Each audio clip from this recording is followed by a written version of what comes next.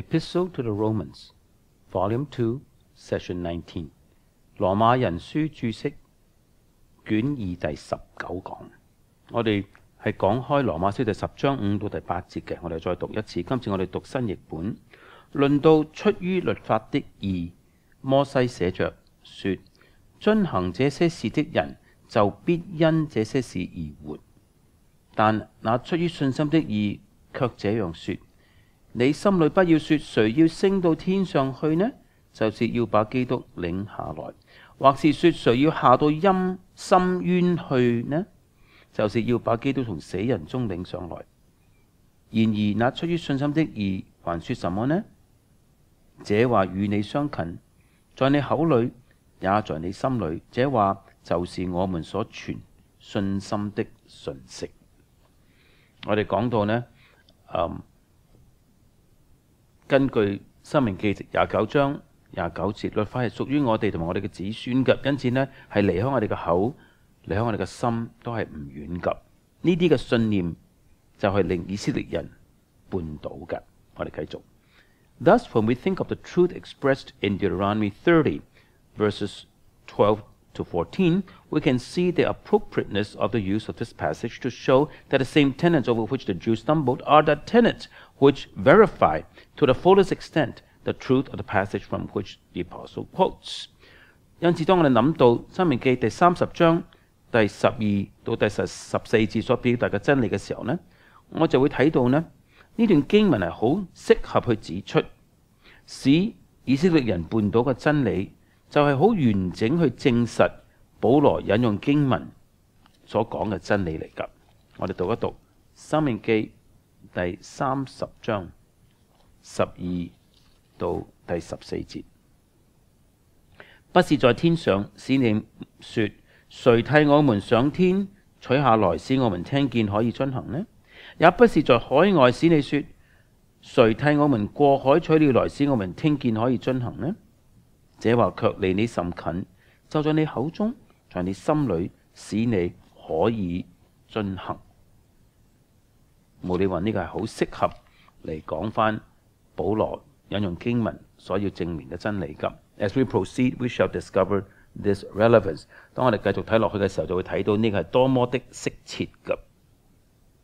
When Paul says, the righteousness of faith saith， 當保羅話信心的義如此說嘅時候呢， he is personifying the same， 佢就將義人法嚟講信心之義㗎。Refer to Proverbs 1:20, Proverbs 8:1, Hebrews 12:5。參考箴言第1章20節，箴言第8章第1節講智慧好似人咁樣。希伯來書第12章第5節嘅。It is to the effect of saying, Scripture says with reference to the righteousness of faith。嘅意思就係話呢，當聖經論到信心之義嘅時候係咁樣講㗎。The main question in verse 6 is the meaning of Paul's own statement, that is to bring Christ down. And in verse 7, that is to bring Christ up from dead. 第6節主要嘅問題就係保羅自己所講嘅意思，就係話，就是說把基督帶下來。還有第7節嘅意思就係，就是說使基督從死人中上來。The former has been interpreted to mean Christ has ascended up to heaven, and the preceding question is the retort of unbelief. Who can ascend up to heaven to establish contact with him？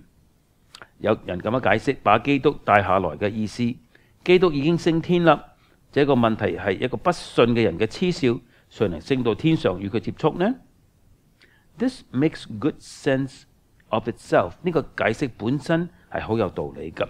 But it does not accord with the unbelief of Israel that hovers in the background in this context。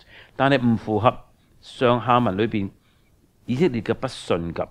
Nor does it suit that which follows in succeeding verses。 亦都唔符合下文㗎。It is better, therefore, to take the statement as implying that Jesus never came down from heaven, and the preceding quotation as the taunt of unbelief。 所以最好咁樣解釋保羅呢個説話，就係暗示着耶穌從來好似冇從天上落嚟噃。前文所引用嘅話係一個不信嘅嗤笑。What Paul is insisting on is the accessibility the nearness of revelation。保羅要堅持嘅係上帝嘅啟示係人能夠領受嘅，係離人不遠㗎。That Christ came down from heaven and tabernacled among men is the most signal proof of this fact。而基督從天上來降世，住在人間，即係搭帳篷在人間，就係呢個事實最重要嘅、最明顯嘅證據嚟㗎。We dare not say， 我哋唔敢話 Who shall ascend to heaven to find the truth？ 邊個會升到天上去揾到真理呢？ For this question discounts the incarnation and is a denial of its meaning。 因為咁樣嘅問題就減弱咗道成肉身嘅重要性，等於否認咗道成肉身呢個真理㗎。In Christ the truth came to earth。 藉著基督，真理係已經降到人間咗啦。The other statement， 另外一句說話 ，that is to bring Christ up from the dead， 就是說誰能使基督從死人中上來。Verse 7第7節 ，should be interpreted as a denial of the resurrection， 應該被理解為係否認基督嘅復活嘅。The question who shall descend into the abyss echoes the same kind of unbelief as that of verse 6。 誰能降到陰間呢個問題係第6節嘅不信嘅一個回響。It is to the effect who shall go down to the abyss to find the truth。 意思就係話邊個會落到陰間去揾到真理嘅呢？ The abyss as representing that which is below is contrasted with heaven as that which is above。 陰間或者深淵係指下邊，係與上邊天上相對照嘅。The question as the language of unbelief discounts the significance of Christ's resurrection。 呢個問題係一個不信嘅說法，係減弱咗基督復活嘅重要性㗎。For the latter means that Jesus went to the realm of the dead and returned to life again。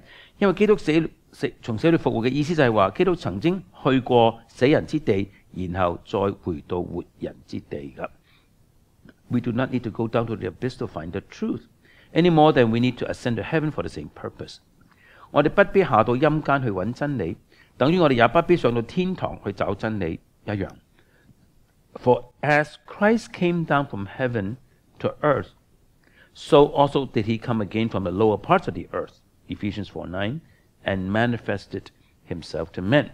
正如基督從天上降到人間，同樣佢從地的深處，以弗所書第4章第9節，回到人間，親自向人顯現㗎。Verse 8 is the assertion of what is the burden of Deuteronomy 30:12-14。 第8節就指出申命記30章12到14節嘅主旨 ，and is with slight alteration quotation of verse 14， 亦都係引用咗申命記30章第14節嘅，不過做咗些少嘅改變。Paul now specifies what this word is。 而家保羅直接指出呢個話是什麼。It is the word of faith which we prove and we preach， 就是我們所宣講嘅信心之道。So the word of Deuteronomy 30:14 is applied directly to the message of the gospel as preached by the apostles。 咁樣一來呢，申命記30章14節就直接應用在使徒們所宣講嘅福音信息上。The word of faith 信心之道 is the word to which faith is directed, not the word which faith utters。 乃係人所需要相信嘅係信心嘅對象，而唔係信心所宣告嘅。It is the word preached, and therefore the message which brings the gospel into our mouth and heart。 呢個係一個所宣講嘅道，因此就是把福音帶到我哋嘅口中同埋心中嘅嗰個嘅信息。Romans chapter 10 verses 9-11。 羅馬書第10章第9節到第11節。你若口裏認耶穌為主，心裏信上帝叫他從死裏復活，就必得救。因為人心裏相信就可以稱義，口裏承認就可以得救。經上說，凡信他的人不必自羞愧。我哋讀新譯本。你若口裏認耶穌為主，心裏信上帝使他從死人中復活，就必得救。因為心裏相信就必稱義，用口承認就必得救。經上說，所有信靠他的人必不至失望。There are various ways of summarizing the gospel message and of stating the cardinal elements of faith. 為福音嘅信息作總結，或者宣告最基要嘅真理內容呢，係會有好幾種唔同嘅方法嘅。The way adopted in a particular case is determined by the context and suited to the angle from which the gospel is viewed. 喺咩情況之下用咩方法呢？就要由處境去決定，咁要睇從咩觀點角度去睇福音。In this passage 喺呢一段經文 ，attention is focused upon the lordship and the resurrection of Christ， 係以基督的主權同埋復活為中心㗎。Confession that Jesus is Lord and believe that God raised him from the dead。中心思想就係承認、相信耶穌是主，並且相信上帝使他從死裏復活。It appears that the conjunction at the beginning of verse 9 means that rather than because。咁樣睇嚟呢，第9節上半節嘅連接詞嘅意思係就是，就唔係因為。It specifies what is in the mouth and in the heart， 係指出口裏承認、心裏相信的是什麼。Confessing of Jesus' lordship and belief of the resurrection respectively， 就係先後指出承認耶穌的主權同埋相信佢嘅復活嘅意義。The order which the apostle follows corresponds to that of verse 8, in thy mouth and in thy heart. The order followed in the text followed. Deuteronomy 30:14。保羅所根據嘅次序係同第8節係相配嘅，在你的口中，在你的心中，亦都係所引用經文，即係申命記30章14節所用嘅次序咁。The confession, Jesus as Lord, or Jesus is Lord, refers to the lordship which Jesus exercises by virtue of his exaltation。承認耶穌為主或者耶穌是主，係指耶穌嘅主權，耶穌因被高舉所行使嘅主權嚟㗎。我哋睇一系列嘅經文，好多嘅經文嘅。Romans 1:4， 羅馬書第1章第4節，按聖善的靈說，因從死裏復活以大能顯明是上帝的兒子。新譯本按正義的靈說，因為從死人中復活，顯明他是大有能力的上帝的兒子。Romans 14 verse 9， 羅馬書第14章第9節。因此基督死了，又活了，為要作死人並活人的主。1 Corinthians chapter 12 verse 3， 哥林多前書第12章第3節。所以我告訴你們，被上帝的靈感動的，沒有說耶穌是可咒詛的；若不是被靈感動的，也沒有能說耶穌是主的。Ephesians chapter 1 verse 20 to 23， 以弗所書第1章第20到23節，就是照他在基督身上所運行的大能大力，使他從死裏復活，叫他在天上坐在自己的右邊，遠超過一切執政的、掌權的、有能的、主治的和一切有名的，不但是今世的，連來世的也都超過了。又將萬有伏在他的腳下，使他為教會作萬有之首。教會是他的身體，是那充滿萬有者所充滿的。Philippians 2 verse 11， 腓立比書第2章第11節。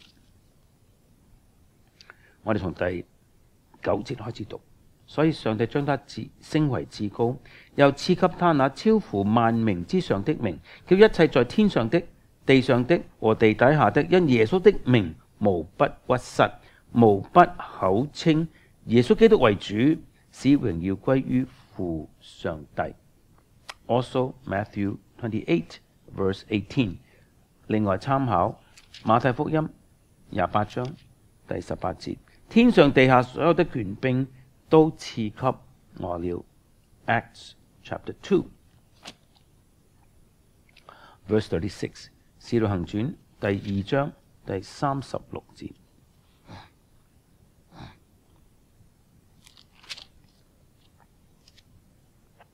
故此以色列全家當確實地知道，你們釘在十字架上的這位耶穌，上帝已經立他為主，為基督了。Acts 10 verse 36，使徒行傳第10章第36節，上帝藉著耶穌基督，他是萬有的主，傳和平的福音，將這道賜給以色列人。Hebrews 1 verse 3，希伯來書第1章第3節，他是上帝榮耀所發的光輝，是上帝本體的真像，常用他權能的命令托住萬有。他洗淨了人的罪，就坐在高天至大者的右邊。1 Peter chapter 3 verses 21 and 22。最後彼得前書第3章21同埋22節嘅，這水所表明的洗禮，現在藉著耶穌基督復活，也拯救你們。這洗禮本不在乎除掉肉體的污穢，只求在上帝面前有無虧的良心。耶穌已經進入天堂，在上帝的右邊，眾天使和有權柄的並有能力的都服從了他。This lordship presupposes the incarnation, death, and resurrection of Christ, and consists in his investiture with universal dominion. 呢個主權嘅前提就係基督嘅道成肉身，基督嘅死同埋復活。主權係指上帝使佢就職統治整個宇宙。It can readily be seen how far-reaching are the implications of the confession. 我哋好自然好容易睇到呢個認信有着點樣深遠嘅含義嘅。On several occasions, Paul had reflected earlier in this epistle on the significance of Jesus' resurrection. 有好幾次喺羅馬書前文呢，保羅已經反省過耶穌基督復活嘅重要性嘅。參考羅馬書第1章第4節、第4章24同埋25節、第5章第10節、第6章嘅第4、第5、第9同埋第10節，參考呢啲經文無理嘅注釋。In this instance, the accent falls upon believing in the heart that God raised him. 喺呢段經文嘅重點呢，係相信，在心裏相信上帝使他從死裏復活嘅。The heart, 心 is the seat and organ of religious consciousness， 就係人嘅宗教意識之所在地 ，and must not be restricted to the realm of emotions or affection， 唔係僅僅係指情感呢個範圍㗎。It is determinative of what a person is morally and religiously。 心係決定人嘅道德同埋宗教嘅品格嘅 ，and therefore embraces the intellective and volitive as well as the emotive。 因此係包含咗人嘅理性同埋意志，唔係淨係情感㗎。Hence， 因此呢 ，believing with the heart that God raised Jesus means that this event, with its implications respecting Jesus as the person raised and the exceeding greatness of God's power as the active agency, has secured the consent of that which is most decisive in our persons and is correspondingly determinative of religious conviction。 因此呢，心裏相信上帝使耶穌復活嘅意思就係話，耶穌復活呢件事件同埋佢嘅含義，耶穌身為復活咗嗰一位，上帝身為當事者，即係使耶穌復活嘅佢嘅浩大嘅能力，都喺我哋裏邊最關鍵嘅層面係得到認同，因而決定我哋嘅宗教信念㗎。The effect of this confession and belief is said to be salvation. Thou shalt be saved. 呢個承認同埋相信嘅果效就係得救，你必得救。We are not to regard confession and faith as having the same efficacy unto salvation。但我哋唔可以認為承認同埋相信喺使人得救嘅有效性係一樣㗎。The contrast between mouth and heart needs to be observed。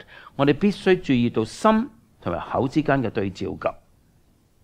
But we may not tone down the importance of confession with the mouth。但我哋都唔可以沖淡減弱口裏承認嘅重要性㗎。Confession without faith would be vain。承認卻冇信心係徒然嘅。我哋參考一啲嘅經文 ，refer to Matthew chapter 7 verse 22 and 23。我哋參考馬太福音第7章22到23節。當那日必有許多人對我說：主啊，主啊，我不是奉你的名傳道，奉你的名趕鬼，奉你的名行許多異能嗎？我就明明地告訴他們說，我從來不認識你們，你們這些作惡的人，離開我去吧。Titus 1:16 提多書第1章第16節，他們說是認識上帝，行事卻和他相背，本是可憎惡的，是悖逆的，在各樣善事上是可廢棄的。所以心裏相信對唔住，口裏承認而冇信心係唔得㗎。But likewise, faith without confession would be shown to be spurious. 但係同理嘅，信心若沒有承認係可疑的。Our Lord and the New Testament in general bear up Paul's coordination of faith and confession. 我哋嘅主耶穌同埋新約聖經都同保羅一樣，係將信心同埋承認係連接起來㗎。我哋參考一系列嘅經文 ，Matthew 10:22， 馬太福音第10章第22節。並且你們要為我的名被眾人恨惡，唯有忍耐到底的，必然得救。Luke 12:8， 路加福音第12章第8節。我又告訴你們，凡在人面前認我的，人子在上帝的使者面前也必認他。John 9:22， 約翰福音第9章第22節。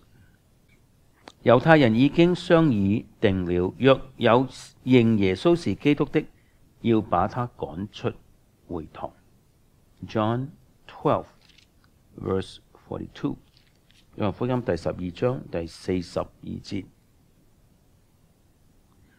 官長中卻有好些信他的，只因法利賽人的緣故就不承認，恐怕被趕出會堂。1 Timothy 6:12， 提摩太前書第6章第12節。我哋讀新譯本。要為信仰打那美好的仗，持定永生。你是為這永生而蒙召的，又在許多的證人面前承認過美好的信仰。讀埋13節。我在賜生命給萬物的上帝面前，並那在本丟彼拉多面前見證過美好的信仰的耶穌基督面前祝福你。其實呢個見證係講緊承認㗎。The good confession。 1 John 2:23， 約翰一書第2章第23節。凡不認子的就沒有父，認子的連父也有了。 1 John 4:15， 約翰一書第4章第15節。凡認耶穌為神兒子的，上帝就住在他裏面，他要住在上帝裏面。最後 2 John 7， 約翰2書第7節。因為世上有許多迷惑人的出來，他們不認耶穌基督是成了肉身來的，不認這就是那迷惑人的基督的。Confession with the mouth is the evidence of the genuineness of faith, and sustains to the same the relation which good works sustain. 口裏承認係一個證據，證明信心係真實㗎。承認同埋信心關係呢，就好似好行為同信心嘅關係一樣㗎。我哋參考一系列嘅經文 ，Romans chapter 12 verses 1 and 2， 羅馬書12章第1節同埋第2節㗎。弟兄們，我以上帝的慈悲勸你們，將身體獻上當作活祭，是聖潔的，是神所喜悅的。你們如此侍奉，乃是理所當然的。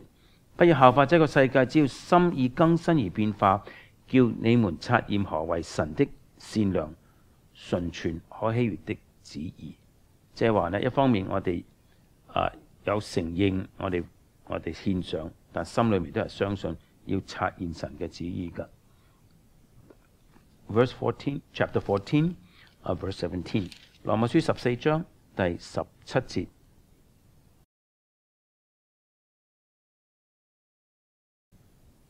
因為上帝的國不在乎吃喝，只在乎公義、和平和聖靈中的喜樂。